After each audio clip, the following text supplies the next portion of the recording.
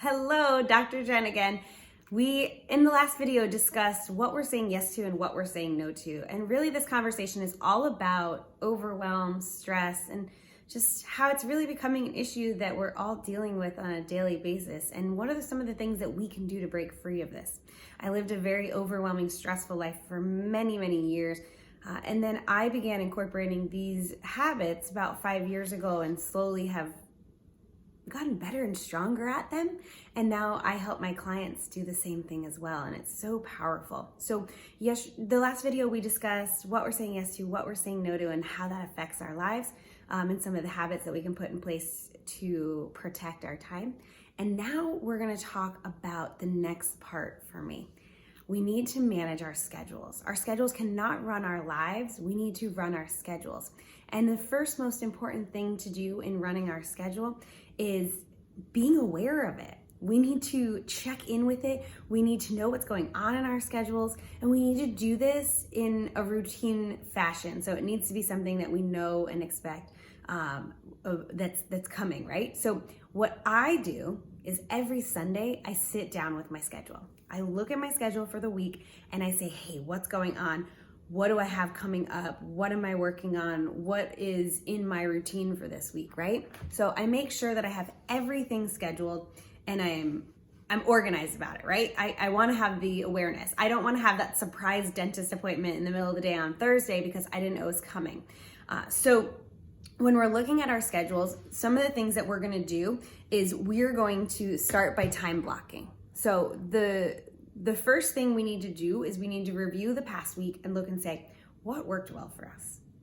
What did I accomplish? What did I not accomplish? I had this conversation with someone the other day. If you're making a to-do list and you're not getting 95% of the things done on that to-do list, 95% of the things done on that to-do list, you're putting too many things on your to-do list. So we need to back up and see what's on those lists. So we're gonna look at the past week, look at what flowed, what didn't flow. From there, we're gonna look through our schedule for the upcoming week.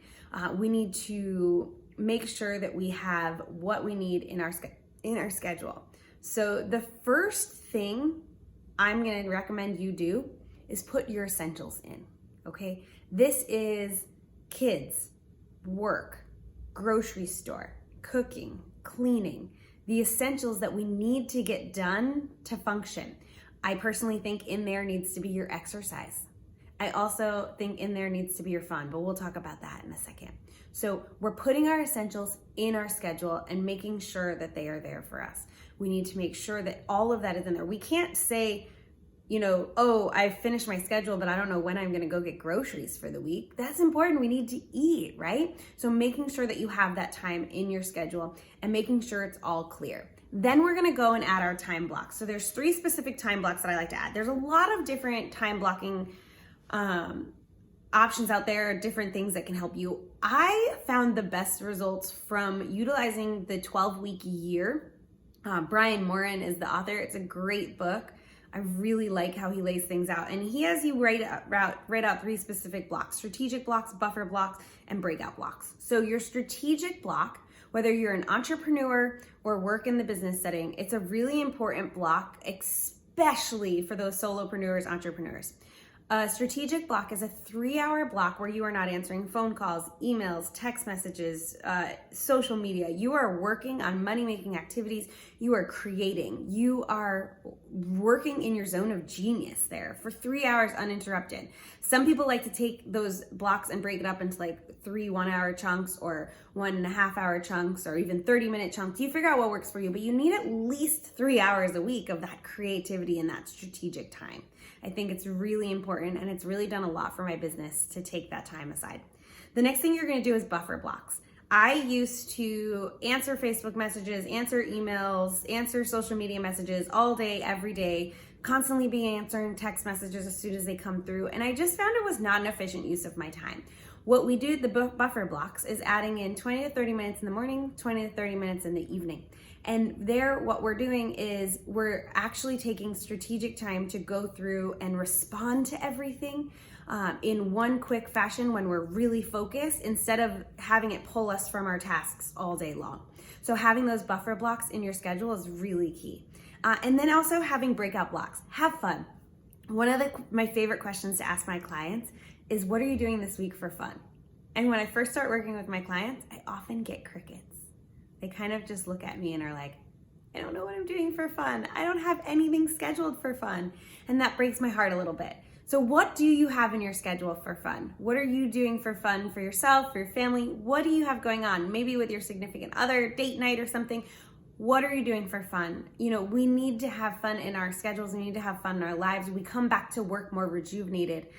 Living in San Diego, I oftentimes just go down to the beach for an hour or 2 hours and just read a book, enjoy the fresh air, and I can come back and just get so much more work done. It's so powerful. So I highly recommend taking the time on Sundays to look at your week ahead, make sure you're scheduling the necessities, and then from there, schedule in the different time blocks and what you need to get done for work and things like that. But then also a key here is making sure that you're communicating this with anybody who needs to know.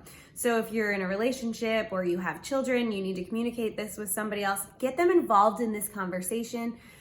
It's so important to make sure everyone's on the same page. A lot of my clients will even sit down with their kids on Sunday and have weekly meetings with the whole family and say, this is what's going on for the week. Does anybody have anything that I missed, right? The more communication, the more clarity, the better. The more we're in charge of our schedule instead of our schedule being in charge of us. So I hope this was really helpful. And if you have any questions, let's connect. We can hop on the phone. I can help clarify this for you, break it down so it makes a little bit more sense to your specific needs. But really the key is setting time aside on Sunday, looking at your schedule, organizing your schedule, and communicating it with those who need to know.